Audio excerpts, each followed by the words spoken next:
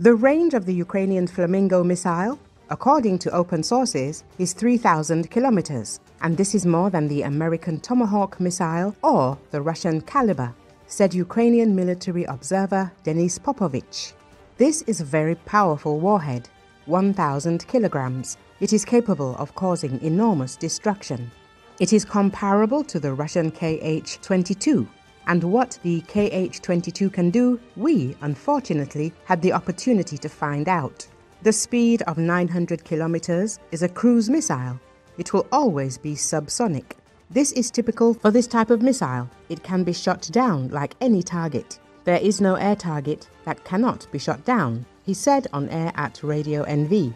The expert added that Ukraine now has not only drones, but also missiles among its long-range weapons.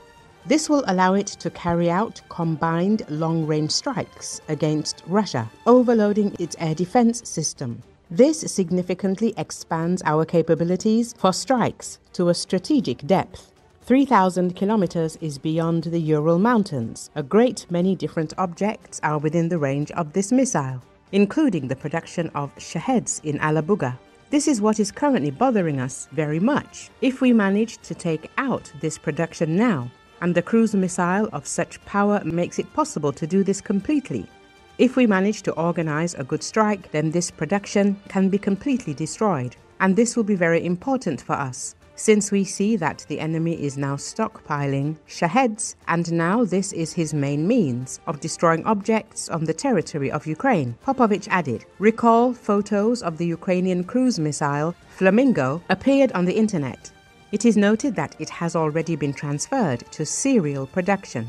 According to Defense Express experts, Flamingo is an FP5 missile from Millennium Group, headquartered in the UAE. Experts note that Millennium Group can produce 50 FP5 missiles per month. According to Lieutenant General Igor Romanenko, the Ukrainian Flamingo missile may undergo combat testing this year. He noted that the warhead of this missile is capable of destroying and annihilating enemy deep command posts, ammunition depots, and destroying bridges and logistics routes. He noted that we are talking about a very powerful missile, the warhead of which weighs a ton and is capable of destroying and annihilating enemy deep command posts, ammunition depots, and destroying bridges and logistics routes. According to him, the use of this missile in combination with the Sapsan could lead to significant results in increasing the effectiveness of long-range strikes.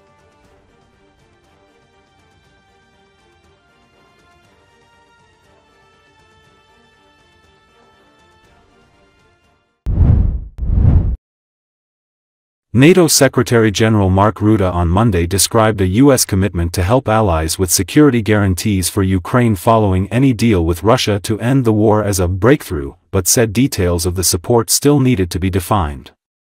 According to Associated Press, U.S. President Donald Trump hosted his Ukrainian counterpart Volodymyr Zelensky and top European leaders in the Oval Office on Monday to energize months of stalled U.S.-led efforts to halt Russia's 3.5-year-old war. With Europeans looking to set up a force that could backstop any peace agreement in Ukraine, Trump suggested that Russian President Vladimir Putin would be open to accepting security guarantees. His special envoy, Steve Witkoff, said Sunday that Moscow was open to accepting NATO-style protections for Ukraine. Trump has ruled out allowing Ukraine to join NATO, which would extend the military alliance's protection to the besieged country. He did, however, express support for security guarantees for Ukraine, though details remain vague. In an interview with Fox News host Laura Ingraham, Rutte said U.S. and European leaders were discussing Article 5 kind of security guarantees for Ukraine. Article 5 of the NATO treaty says an attack on one member nation is an attack on all members, the heart of the Transatlantic Defense Compact. Details around U.S. involvement in the security guarantees for Ukraine will be discussed over the coming days, Rutte added. The possibility of U.S. troops in Ukraine was not discussed Monday, he said. First, we need to have full clarity collectively, US, the Europeans and the others in this coalition of the willing on what security guarantees will mean. And again, it is really a breakthrough that the US will get involved, and then again, the level of involvement will now be discussed.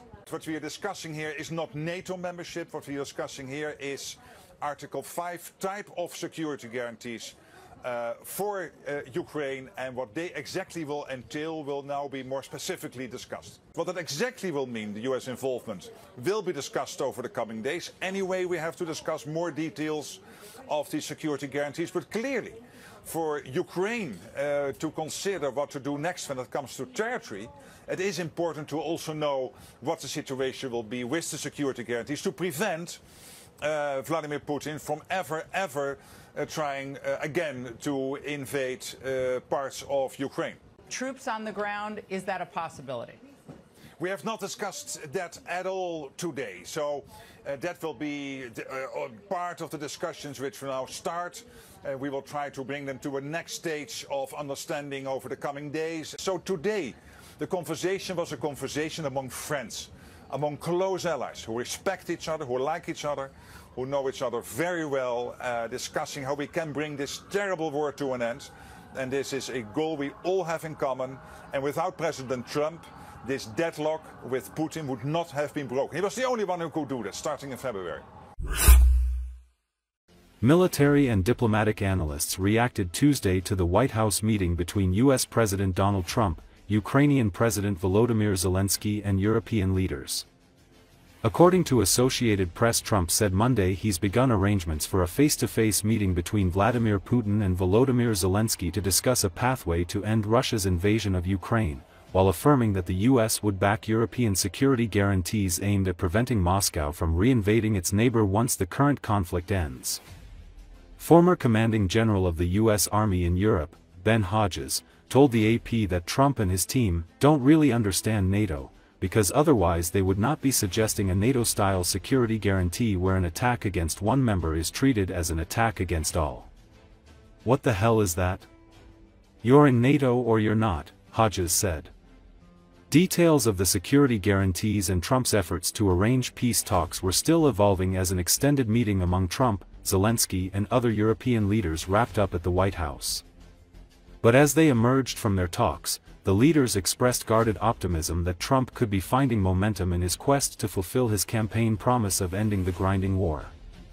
Tina Akvlidiani, a research fellow in EU foreign policy at CEPS in Brussels, said that momentum is extremely important.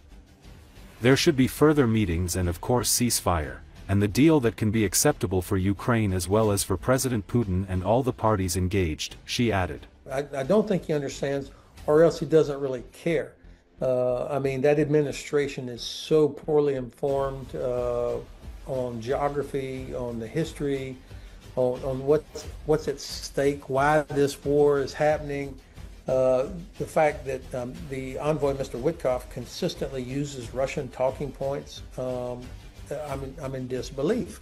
They also don't really understand NATO, that somehow we could have a NATO-like or NATO-style security guarantee. What the hell is that? I mean, you're in NATO or you're not.